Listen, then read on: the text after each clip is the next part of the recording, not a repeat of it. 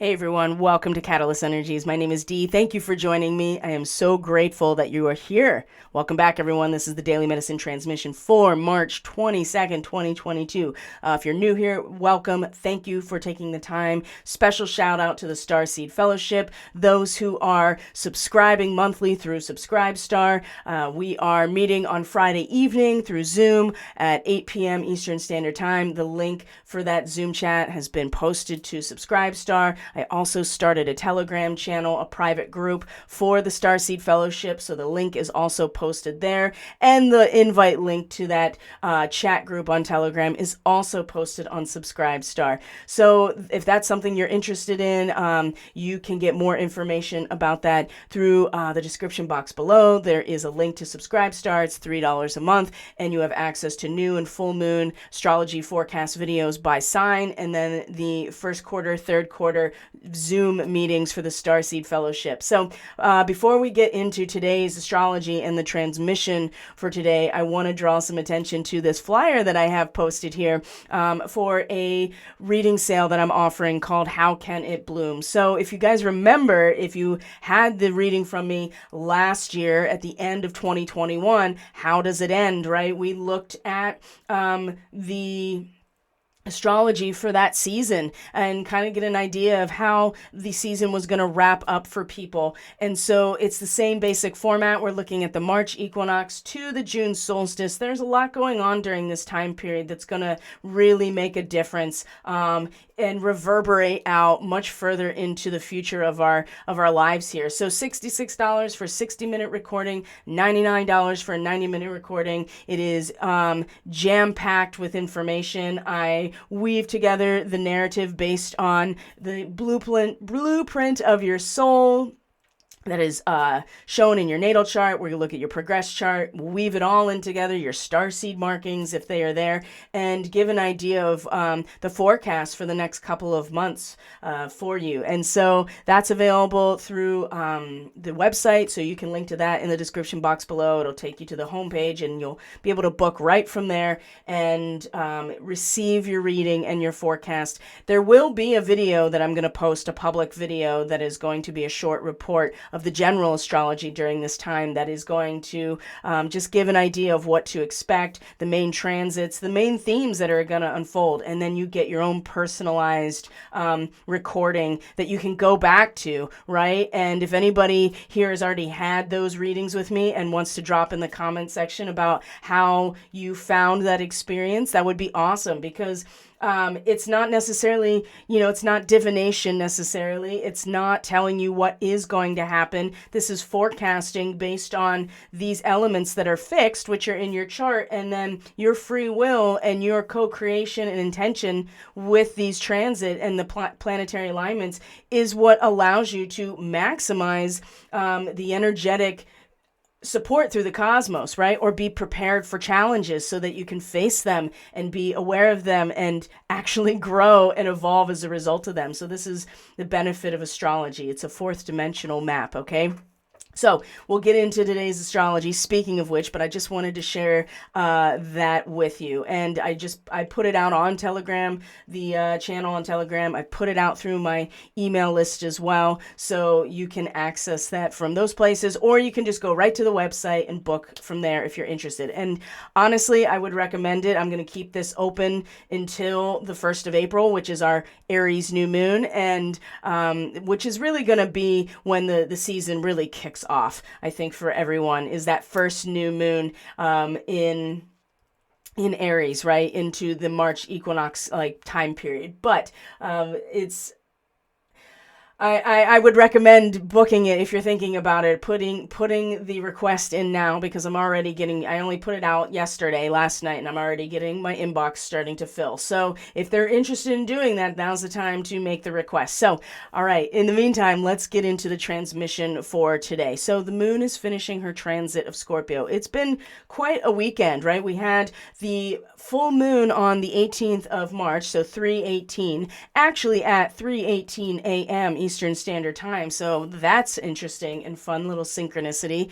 But it's been pretty full and intense since then. We did have a little bit of a, if you want to call it that, a breather and a mentally stable air trine over the weekend that allowed us to at least mentally and rationally address what emotionally came into fulfillment with this full moon. But right after that, with the moon in Scorpio, it's time to start sinking into the depth of the experience, like to the feeling of the experience. And the moon is crossing her own south node today, as you can see here, opposite her own north node as well. And at the very same time is making a relationship to Neptune. Now, this happened overnight. And so we talked about this yesterday in the Starseed ministry and the broadcast then, to be aware of the dream state, because this connection with a moon in Scorpio, Neptune in Pisces, this is watery, this is nebulous, this is cosmic, transcendental, spiritual, astral, right? This is the woo in Neptune and Pisces. And the dream state, right? This is often the realm of our imagination and the dream state, which are very linked to each other. And also the realm of shamanic work and intuitive work. It's all in that same place of the field of consciousness and the Akash, or the Akashic record. So you can think of them as a literal record. And I would say that probably is a potential, but we're also talking about access to the energetic template of life, right? The divine blueprint through Pisces. So whatever was happening overnight for us in that dream state, if we found ourselves asleep during this time, was really a remembrance of where we've been at a soul level. The South Node is what we have mastered in the past at a soul level, and is propelling us forward to its opposition and its what is, its opposition, but also its complement, which is the North Node in Taurus. So this is the direction that the dragon of our own soul is pulling us in order to evolve, to learn something, to grow in relation to what this means. And we're still in the Pleiadian territory. We're in this last couple, moments with this Pleiadian revival. So this is the last times, I would say, in a long time where the nodes are going to be in this position. And I hope that we've utilized it well, all of us, right, to really identify our Pleiadian nature, if we have those starseed markings, to learn what it means to be in communion with natural law, natural energy, natural power, and what is truly valuable to us. Now, this is also the territory of Uranus, which is going to be in a square to Mars today as well, once the moon moves out of Sagittarius, or Scorpio, into Sagittarius. So there's still some territory here that is about the deeper feels and the power dynamics and intimacy and trust.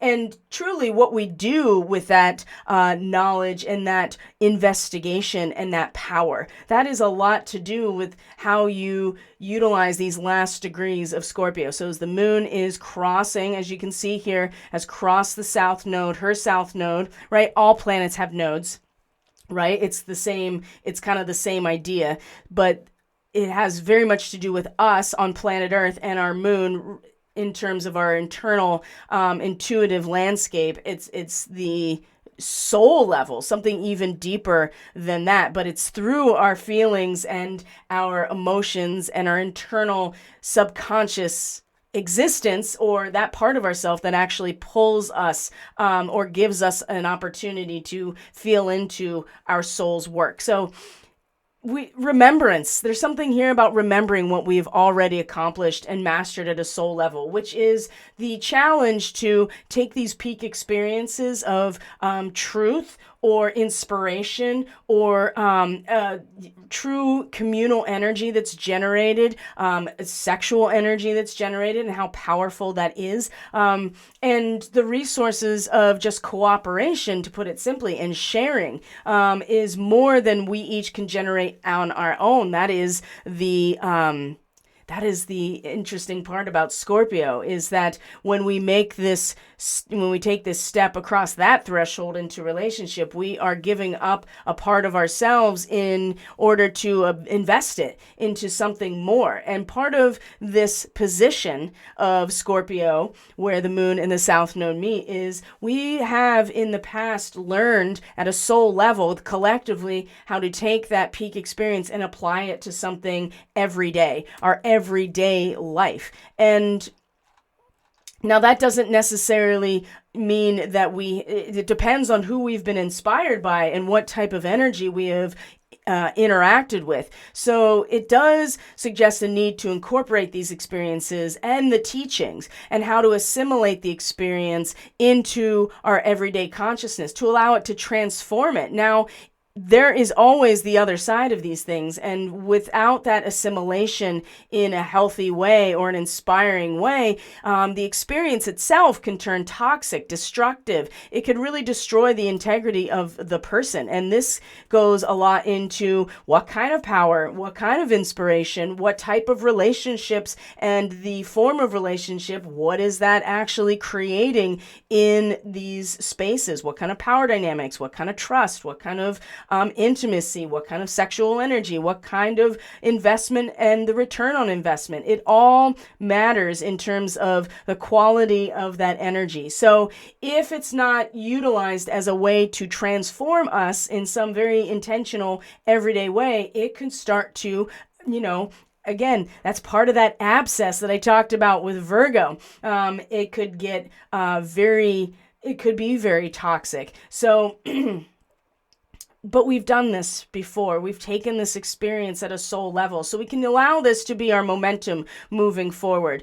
Now, we see at the same time that the moon comes into a trine with Neptune right after this, and Neptune is still in the same whole degree, is still in this trine to the south node, is still in this sextile, the 60-degree angle with the north node. And so when the moon comes into an exact trine with Neptune at this degree, it is remember what we've done before and allow that to be an anchor, an emotional and intuitive and very compassionate and spiritual anchor into what we at a soul level know is our Dharma. And what does that really mean? It really refers to the, I would say it refers to, let me see if I can find what I wrote down here. Oh, I didn't write it down. But it refers to, quite simply, that we are being realistic and with ourselves about our limitations, but also our potential, so that we can actually focus and centralize and be fulfilled in what we are doing. Even though we are surrounded by this ocean of consciousness and potential, there's still a seed point that is about to come back into a subjective, singular form, or a singular creative potential, which is Aries, right? So this Aries energy is starting to just become familiar to us right now, as it does every year. And the new moon will be with Chiron, it'll be with Mercury, and so that's going to really turn on come the new moon in April. So in the meantime, we are allowing ourselves the opportunity to just connect into this place and have it be the momentum and the power within our own selves and in our own soul's work to actually centralize our spiritual focus and our humanitarian focus, right? Neptune in Pisces can be spiritual, it can be transcendent and cosmic, but it can be quite simply just the idea of unified humanity, right? Compassion, forgiveness, brotherhood, sisterhood, right? The united humanity. So that could also be Neptune in Pisces. But remember, the fog of war is thick, and Neptune in Pisces is the fog that is rolling in on every single side of this island right now. And the trine, again, if we have managed to, I would say, have a non-toxic, inspiring, transformative experience in our soul's past, then we know exactly how to not get lost in the fog and to focus on what's right in front of us and what our dharma really is. Now, but the thing is, if we have had toxic experiences, if this South Node is related to those experiences where we've maybe taken inspiration and assimilated into our consciousness, but it wasn't really inspiration at all, but it was some sort of deeper truth that was out of exploitation, out of some sort of manipulation, or maybe just not quite being able to transform it. The opportunity has presented itself for all of us in the past. What we've done with it is where we are going to have the opportunity to explore right now. And I would say a lot of this, again, came out in the dream state. Now, the moon will certainly move past this point as she's already done, but Neptune and the nodes are still here holding this space of, again, taking command over your own life. The North Node in Pisces is, in Taurus in relation to the Pleiades. The Pleiadian nature often gets only hyper focused on that feminine aspect and not the masculine. And there are going to be opportunities to act on this masculine today, especially with Mars in that square to Uranus in the same basic neighborhood here as the North Node. But the square is going to really dig out the, necessity to expect what isn't expected, because Uranus is is absolutely the trickster that initiates that unexpected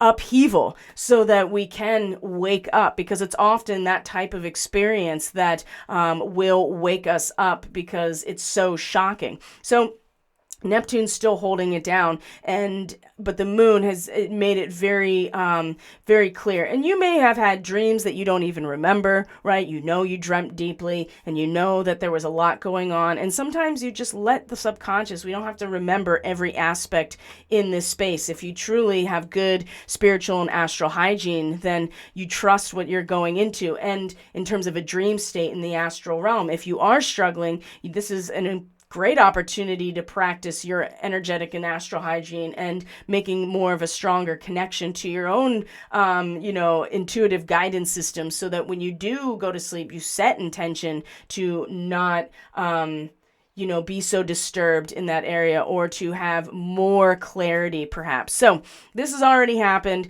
Moving on beyond it. Now, something else that has already happened is that the moon very recently this morning, or, depending on where you are in the world, it's still very recent, is that the moon came into a sextile with Pluto, right? Pluto, the ruler of Scorpio. And Pluto has been sitting at this degree of the woman reading tea leaves. That's the Sabian symbol. And really what is happening here is that Pluto is pulling back so much that it's beyond the physical now. Pluto's pulling back layers so that we are seeing the hidden energetic power dynamics that normally can only be read by the psychic, right? By the intuitive, by the medicine woman who is reading the tea leaves, right? This is divination, but the idea here is that there is an energetic template underlying even the most secure material reality.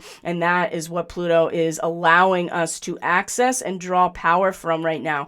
And the moon just came off the South Node. And let's see here. I want to make sure we get the timing right, because it may not have even necessarily happened exactly yet. And I think that is the case, actually. Yes. So by the time you watch this will be at roughly 11:30 to noon Eastern Standard Time. So what we're going to find here is the moon comes into this sextile with Pluto, and there's a strong connection here because Pluto rules Scorpio, and there will be a third quarter moon in Capricorn. So there's an interesting connection here today that's worth paying attention to. And if you remember, the 28 to 29 degree Scorpio area is where we had our full moon lunar eclipse, and don't you worry, you can bet that we are not done with that cycle, my friends. It is coming back around because we're still in the eclipse season.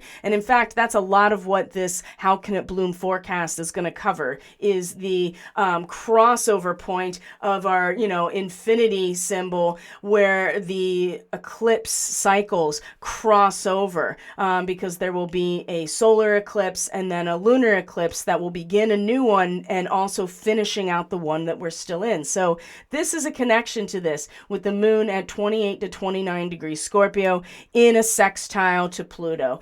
And it really represents how much love is the basis of redemption, okay, in Scorpio, is that we've gone down to all of the depths of power dynamics, relationships, what it means to share and to cooperate, and the trust that is implicit in giving and investing ourselves energetically into any kind of relationship, whether it be, personal, business, ritualized, and spiritual. The occult practices, perhaps it's our relationship to our higher self, to our spiritual nature, or our own soul, right? This is also the social contract as a whole.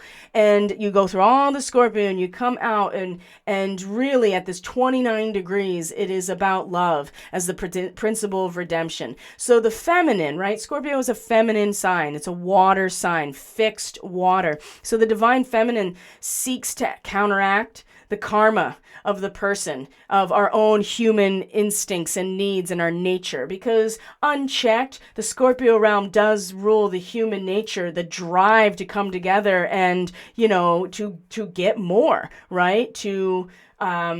So simply, it's reproduction is driven by the hormonal urge for, animals and all life forms to come together and mate, and so that they create new life forms. It is in the Scorpio realm that is experienced. And so the feminine aspect of our soul wants to counteract the karma of us and everything that we have done. And so our soul is responsive to this experience of unity. It's something that is easily accessible here with moon in Scorpio. But the human nature will often follow its own divisive tendencies. And this is about a call to balance the self and the rights and wrongs as a result of direct experience with problems of self-fulfillment, right? And so the individual human ego that hasn't given itself truly over to the situation, or is giving itself over into something that is the allegiance to is something that is ultimately toxic, is going to need to be balanced out. And there is something about this sextile right here with Pluto. It's like Pluto is allowing for a much deeper connection to our own divisive tendencies, the divisive tendencies of those who are around us or in our lives, but also too that there is that part of us that really wants to show love and counteract the karma. And something with Pluto, there's a power available for this moment here that wouldn't otherwise be here because of the connection to Pluto, that power that we have the opportunity to generate through the destruction of all of the layers on top of the very basic energetic template of our society, it's going to be unearthed, and it continues to be. And so this is an opportunity to grow and to actualize a new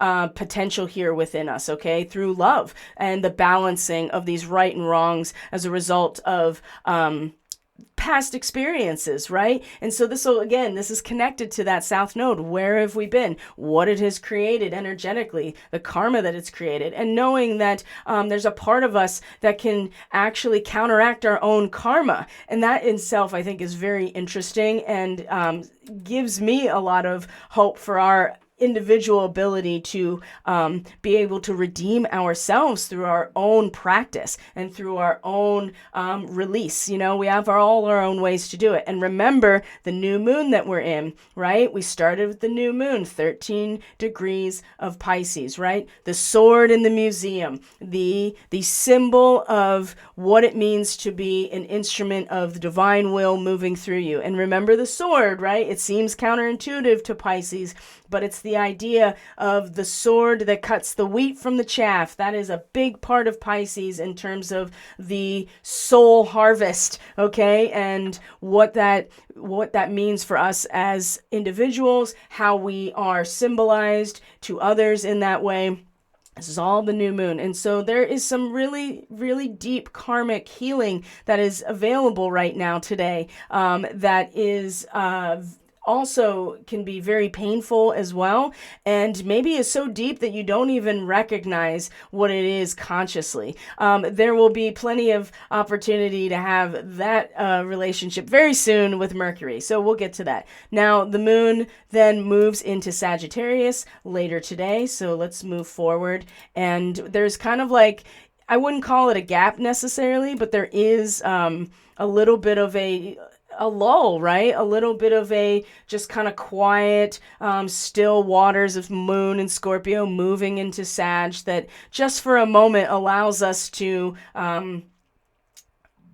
really reflect on everything that we've experienced at a soul level, at a karmic level already, and what that has done with us individually, so that we have some, some meaning to apply to this time with Moon and Sag. Now, we know that Moon and Sag is an incredibly strengthening time, right? An inner strengthening time. We really get to have an opportunity to connect to that pattern of meaning that we find ourselves within and acting from very easily with the moon in Sag. And emotional strength, obviously, because we're talking about the moon. So the first thing I want to bring out is you can see even just coming into later today. So this is 5:40 Eastern time PM, right? And so as we come through the day, you can see that the aspect lines are getting very strong.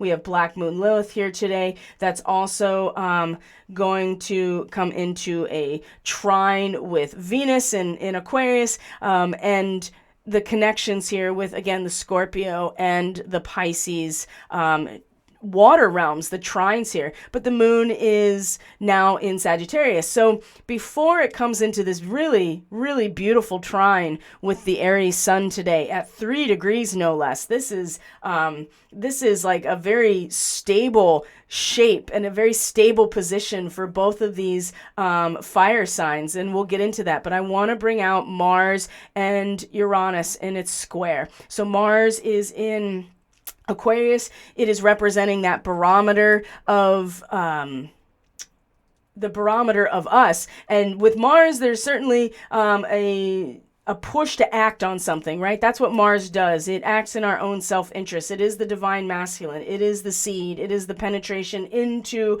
the medium of growth, right? It is our output as through our ego consciousness, which is nothing more than a healthy set of boundaries for the individual psyche coming into the world, right? Much like that the seed has a shell, right? So Mars is this barometer now. And remember, this is not new to us. We had this new moon at this degree in the beginning of February. And I remember what happened to me. I got really sick right at that new moon. And I have a first house Aquarius. So this is very interesting to me to have Venus and now Mars, right? Because these were more internalized, identity-based experiences in terms of the new moon, right? How we express ourselves, our individual self, and how we feel in the inside. Now it's more incarnate. It's more based on the actual experience in the world, right? Mars is our action. Venus is our sensitivity to the world around us. So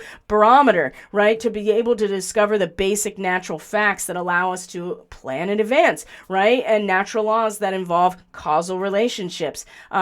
or the passage of one natural condition into another. So you can see that there is an expectation that Mars can be set up with in this particular degree right now. So the use of the power of the mind for broad generalization or abstract insight, and not only use of the power of the mind, but acting on it. Again, and life can always be made to reveal any pertinent detail of its fundamental ordering if we have the right, equipment to do so. Just like a barometer, it measures the change in pressure, the barometric pressure, which then can give you an idea of what the weather is going to be like. So this also represents really keen observation and competence in judgment. This is a great, at its best, right? At its worst, this is just superficial uncertainty. Oh, I don't know what's going to happen, right? Mars. So you can see how Mars being in this position and then meeting Uranus in a square, talk about not knowing what's going to happen, can really bring out some action out of self-preservation, as opposed to utilizing our observation and our keen mind and our intellect to be to lean into the discomfort of Uranus being like, here, let me just change all of this for you, right? You thought you knew what you were carrying right now, and here, let me just completely switch everything around, or shake the ground underneath your feet, and have you reconsider if you want to carry the weight of all of this with you. And it's not to say that it's negative to have any wants and desires. It's part of being in a material form. It's the way we survive. In fact, that is exactly what the North Node is pulling us to: command over ourselves in relation to the natural world. True self-authority in a very instinctual way. And so, but in the meantime, Uranus is like, hey, remember all of that stuff that we went through like a year and a half ago? Like, it hasn't really come out of the retrograde shadow quite yet. And so this is still a lot of the value-based material assets in some ways that we are holding. But it's unpredictable. That's the thing about Uranus. If you knew Uranus was coming, you wouldn't, he wouldn't be available for the change that would actually, quantum leap you into your next phase. And so it's important to realize the value of the trickster. And Mars is definitely not going to like this, because Mars wants to just act in accordance to our own will, and based on a set of really causal principles in a social setting, right? But I think the best way to get the most out of this square today is to realize that it requires a certain amount of, you really do have to tap into the resonance of the social environment or civilization as a whole, or humanity as a whole, in order to really be able to make those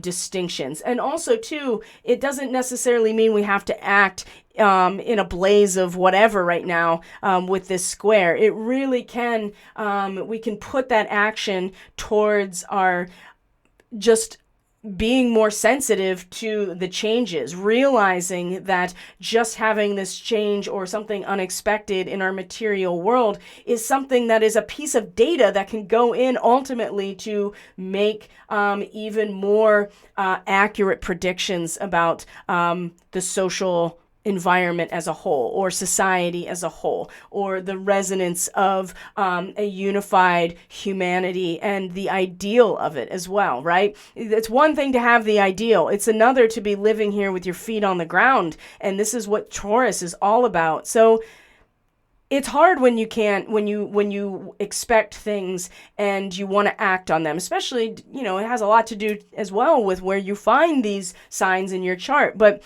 I would really challenge you to, invite the unexpected, see it as a challenge, and rather than something that is disrupting your life, because, it is in the changes in the very nature of reality in the material world that are actually going to, like I said, quantum leap us to our, to a much higher state of awareness. And to ultimately be able to align with true authority over our energy. So I was actually listening to a Cryon channeling that just got released, and he really speaks a lot to the ability as divine beings in this material experience to have a direct energetic impact on our own physiology and anatomy. And so we think about this, but I think it's a leap for a lot of people, and especially people that aren't on this reality at all, which may be a lot of people continuing to struggle. Now, again, remember what I said about how the barometer, and I got really sick with the kooky roo-roo, or what I thought was, right? I don't know, because I won't submit to any type of evaluation. But my partner, that's his choice, and that's what he did, and his definitely said it was. But either way, it was a pretty, you guys know, you were there, or you were part of me not being here, right? You knew that's how bad it was. So that's the other thing too, is that there is the baggage of health. Because Taurus is our material body. And if you remember the ministry, Starseed ministry from yesterday, or if you haven't checked it out, remember that that's part of it too, is, the worry over lots of material things, including health. So again, I feel like that there could be more waves of health issues right now, even though, we feel like that we know what to expect, or maybe we do know what to expect, and it still is very difficult to not be able to do anything about it. And that can be so frustrating for Mars. So all of these things I think are worth considering for today. But what's very awesome is that this day actually comes to an end transit-wise with this Sagittarius moon, as I talked about, coming into a trine with our Aries sun. And if we can really feel into the ritualization of the conflict to understand that transmutation of a natural aggression, which comes out a lot in Scorpio, into something more than that, is if we can do this, I mean, we can really find, if we can feel into this, it allows us to find ourselves in relation to something more than ourselves, right? We start to identify ourselves with the ideal of society that we want to be part of with the sun in Aries. But it will, I would say it would really be helped or supported by our emotional recognition of the transcendent conflict. Now, this is going to trigger people because it's two people playing chess, and we know all about the chessboard and how it's related to, the Capricornian matrix, and the fact that those who can't create will only utilize the back and forth or the dialectic, right? Problem, reaction. The solution is the Sagittarius realm, but we are still in control of ourselves and how we utilize this energy. And if you recognize the potential for creating something new by just the acknowledgement of the conflict or the friction or the tension that creates something new, then we can be less impulsive and intent on side issues and really focus on what we are here to each do, and how to maybe, we don't even have to really do anything, although this is an action-oriented transit because it's two fire signs, but it's a moment of creative unification and a moment of ideal identification with something more than ourselves. So it really does have the potential to end on a very positive note today, but that Mars square Uranus is going to be something unexpected, something that is going to shake us, something that is probably already building and maybe have a dramatic exact moment, but will also be on the other side of it for the next day or so. So just be aware of that. And I would say, again, lean into the challenge. We can't control everything, even if we know what's going to happen with the weather. All we can do is make decisions about how to best prepare ourselves. And I think that when it comes to health, that's the one that's sticking out the most. And of course, the economy and resources is another big one as well. So I'm going to leave it there. That is quite the transmission for today, but I really, I hate cutting it off when the flow is very strong, and today's is very strong. So I'm going to leave it there for today, my friends. Thank you so much for being here. I truly appreciate each and every one of you. If you are interested in this seasonal forecast or any of my other services, energy work to support your process, great way to add on to a reading by getting Reiki distance work and intuitive reading as well. I get a lot of information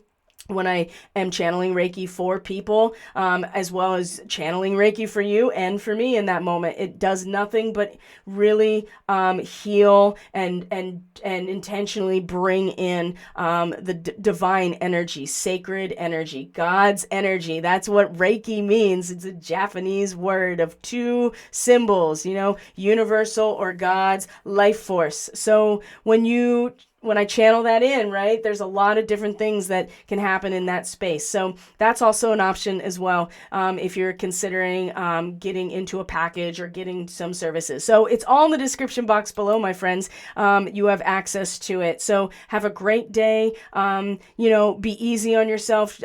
Be willing to accept the challenge of change and the unexpected aspects of things, and know that you really have everything that you need within in order to transmute your own experiences. And I think by the end of today, that trine with the sun and the moon in Aries and Sag is going to give us an opportunity to really connect into that. So, all right.